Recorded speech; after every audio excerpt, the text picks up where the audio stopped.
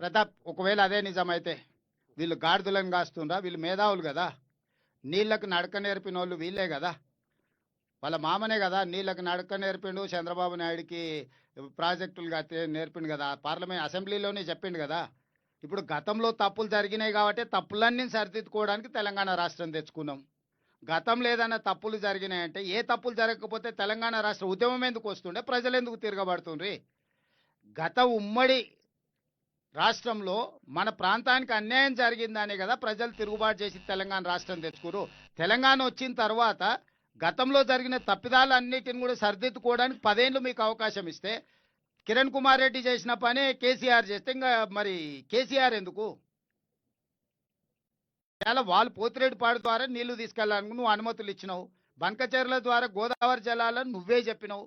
నేను ఆయన మాట్లాడిన అన్ని మళ్ళీ తీసుకొచ్చి ముందర పెడతా. కేసీఆర్ అసెంబ్లీలో పవర్ పాయింట్ ప్రజెంటేషన్ ఇచ్చినప్పుడు చంద్రబాబు నాయుడుకి ఆయన ఎట్లా చెప్పిండో కూడా మొత్తం వివరాలు చెప్పిండు, నేను అన్ని చెప్తా.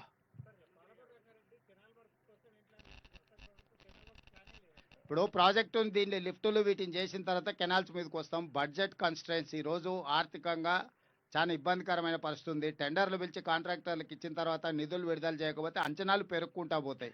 సో ఉన్న నిధులను బట్టి ప్రాధాన్యత క్రమంలో పనులు పూర్తి చేస్తున్నాం. హెడ్ వర్క్స్ కట్టకుండా నువ్వు కెనాల్స్ తవ్వితే 10 ఏళ్ళు నీళ్లు రాకపోతే మళ్ళీ 5 ఏళ్ళకి ఆ కెనాల్స్ అన్ని కూడిపోతాయి.